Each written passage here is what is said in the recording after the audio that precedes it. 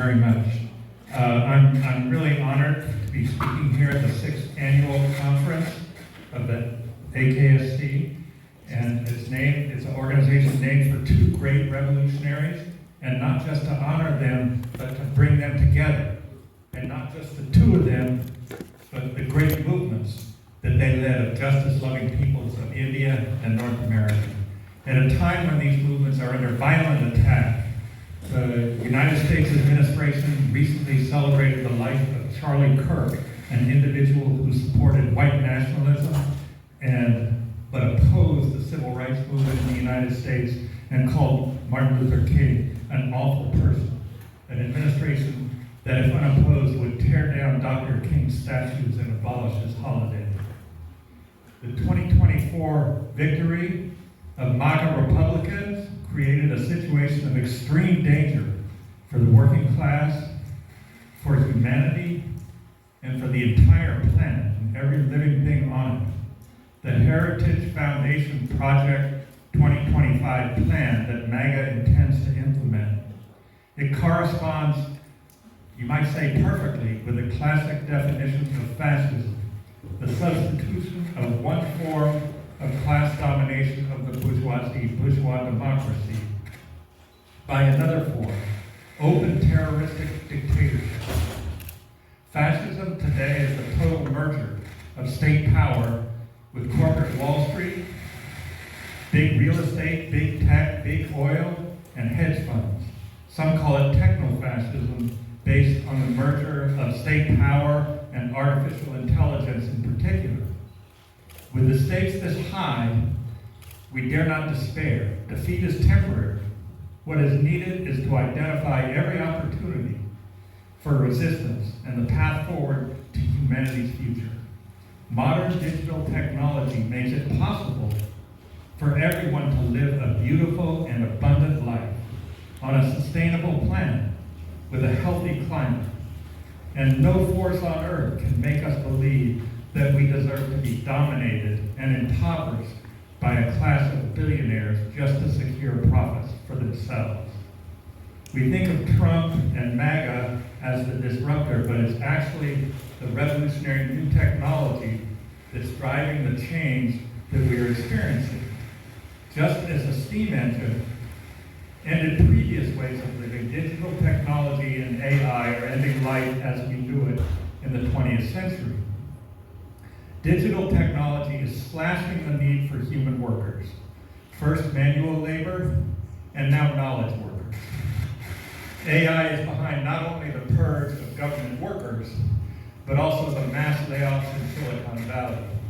We're at a critical turning point, because capitalism, by definition, is commodity production based on the buying and selling of labor power. When labor is eliminated, the system collapses. The World Economic Forum said 41% of employers plan to replace staff with AI. And I saw a video where former Google, Eric Schmidt, former Google CEO, he projected that AI will soon be delivering 30% increases in productivity every year. The elimination of human labor creates a political dilemma for the ruling class. How to control or eliminate the surplus workers who are left behind. The spread of genocide today is not an accident. In places like Palestine, as we discussed earlier, Yemen and Sudan. In the United States, it's reflected in the trend toward mass deportations, mass incarceration, and internment camps for unhoused people. It's the driving force behind the fascist offensive, but it doesn't have to be this way. If workers control this technology, this technological revolution, it could produce an inexpensive abundance of basic needs, eliminate drudgery, solving pressing social problems, and liberate humanity from unnecessary toil. I just got in a big argument with a man this morning because we were leafleting a city event in San Jose, talking about unhoused people and the problem that San Jose has with unhoused people. And he says, well, we're too poor. We can't take care of all these people. I said, are you kidding? In the richest place on the planet. You're saying that we're too poor to even provide a roof over the head of our own people. And he said, yeah, we don't have, well, the money's here, but we can't access it. I said, why not? Why can't we tax these billionaire corporations that are here? He said, oh, I don't agree to that. So there's some very backward people that we have to deal with. The fight against MAGA fascism demands that we build working class communities step by step across every occupation, region, demographic, and ideology, beginning with the people who are most impacted. They say divide and conquer, we say unite and win. Although the administration's attacks are deliberately so broad that they make it difficult to know where to begin, it, in fact, has already begun by those people who are most impacted, as we're seeing every day in LA, in DC, and Chicago. Alongside immigrants, the administration is attacking all people of color, especially African Americans, through dismantling DEI programs, erasing databases that identify killer cops, and canceling Black history. It's attacking women, the LGBTQ community, and the working class at large through attacks on union rights, voting rights, housing programs, and Medicaid. It's important for people to resist wherever we are, and that's what people are doing. But the entire history of the MAGA movement since 2015 shows that the cutting edge of the attack is the offensive against migrants. The real aim of the anti-immigrant movement is not really to stop migration, but first is to deny the rights to migrant workers that are already here so that employers and landlords can exploit them for higher profits. And secondly, to divert workers who are fighting for their basic needs and divide the working class movement, making it difficult or impossible to resist the attacks that the billionaire class is preparing against all of us. Working class solidarity is the only force capable of defeating this drive towards fascism. The attack on immigrants is part of preparing to target other sectors of the working class. But most Americans are only slowly beginning to grasp the scale, the ferocity, the full implications. Trump lulled public opinion with the lie after lie, that he would only deport so-called criminals and the worst of the worst. But his actions have revealed his true intentions. Raids on shopping malls, schools, shelters, churches, workplaces. The ICE director's statements that everyone who's undocumented are criminals. Then, the revoking of temporary protected status for over 500,000 legal residents. The attempts to deport permanent residents with green cards. The campaign to quote-unquote denaturalize millions of American citizens. The executive order to repeal birthright citizenship. And the Trump order requiring proof of citizenship in order to vote. The mass deportation of 15 to 20 million people promised in Trump campaign speeches would be the largest mass displacement in human history, with the exception of World War II.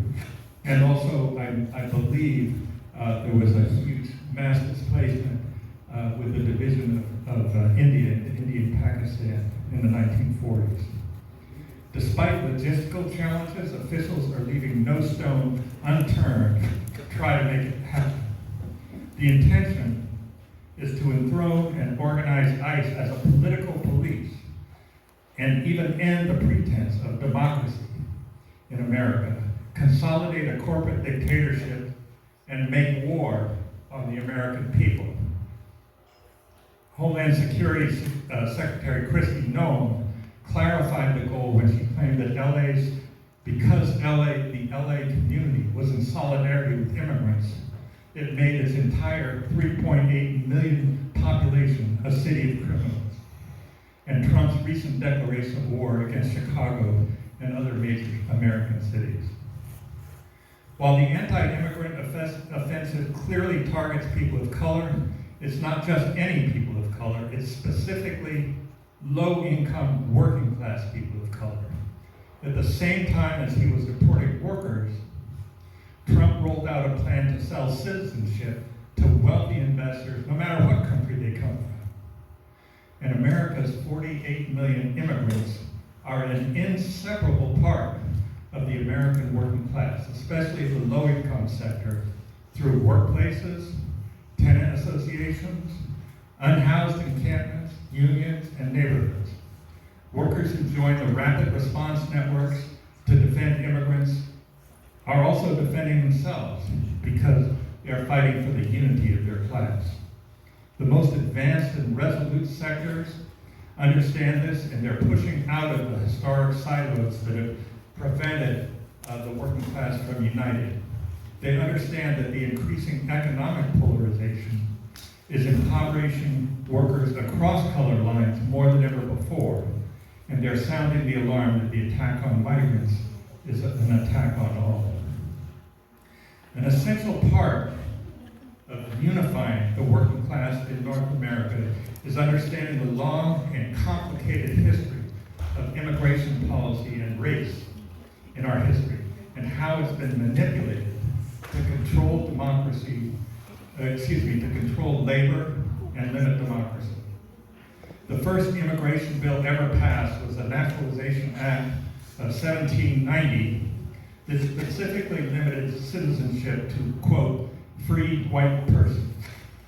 After the Civil War, an extremely bloody conflict which fought for these principles, citizenship was extended to white people and persons of color, of African descent. White people and persons of African descent. And they passed the 1870 law to codify this. And the 14th Amendment extended citizenship to all persons born in the United States and extended equal protection of the laws to any person in its jurisdiction. But which, as we now know, it was never enforced, and which the Supreme Court actually decided only last month it was going to allow ICE to violate that. Asians, particularly Chinese, were recruited to build the railroads and create the farmland that became the foundation of California agriculture. But they were forbidden to become citizens, to vote, or to organize unions. When the Chinese Exclusion Act was passed in 1882, it specifically named and excluded any further immigration by Chinese.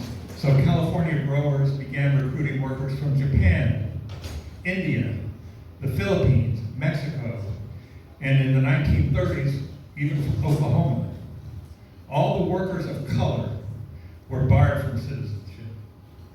The exclusion of non-white peoples from citizenship created a big legal problem, however, because as we all know, in scientific reality, there's no such thing as race, as a biological category. It doesn't exist. There's no set of criteria that can be put together to define race. Race is a purely social and political concept that was originally invented to justify the expansion of the slave trade and African slavery into the Americas.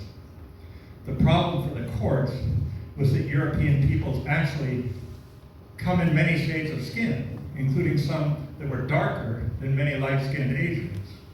The solution they attempted was to invent the concept of the Caucasian race that claimed that Europeans were descended from inhabitants of the Caucasus Mountains in Western Asia. But then people from northern India began filing cases that said they were Caucasian also, because that's where they came from, and therefore they were white according to the law. So as a result, Congress settled the issue by enacting the 1924 Johnson-Reed Immigration Act that restricted immigration through national quotas, and used a national quota so they wouldn't have to try to define race. The quotas established were 0 for all of Africa and Asia, with limited exceptions, and they were deliberately slanted to favor Northern Europe, especially England, Ireland, and Germany. Some adjustments were made after World War II to reward Asian allies who fought against the Japanese, but all these quotas remained in effect all the way up to the 1960s. People who could not legally immigrate clearly could not become citizens, but citizenship by itself was still not an adequate protection for people of color, as thousands of Japanese American citizens were imprisoned during the war, and over 1 million American citizens of Mexican ancestry were deported in the 1950s. American immigration policy has always been manipulated for the purpose of recruiting workers who would have so-called illegal status and therefore be able to be exploited because they had no right to vote and no right to organize. Revolutionaries have always believed that members of the working class have no country. We're all brothers and sisters. We all deserve equal human rights wherever we live and regardless of where we came from. We also believe we're all members of one race, the human race. It's not an accident that at this very moment Donald Trump is trying to remove the exhibit in the Smithsonian that proves that race is not a biological fact, but rather just a socio-political instrument. The Hart-Celler Immigration Act was passed in 1965, and this ended the racist national origins quotas and essentially opened up immigration to peoples from all over the world. It's transformed the face of North America, and it radically increased the diversity of our population. Some of the reason for the change was our ruling class's interest in improving relationships with developing countries in the era of anti-colonial revolutions.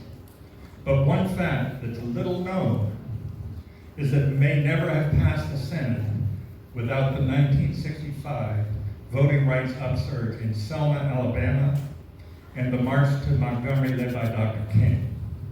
The freedom movement in the South created so much national momentum for racial equality.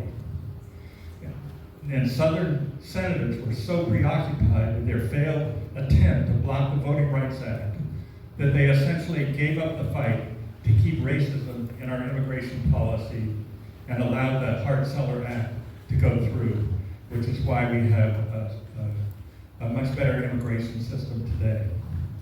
Trump fascists are trying to reverse this, and they're trying to divide workers with barbaric attacks on migrants, on women, people of color, the LGBTQ community, Muslims, and others.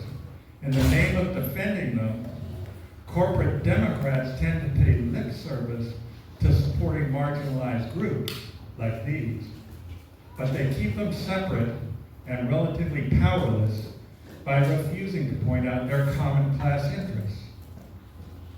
Revolutionaries insist on unity, both the common working class battles for basic needs, and that's good, I have just about one more minute.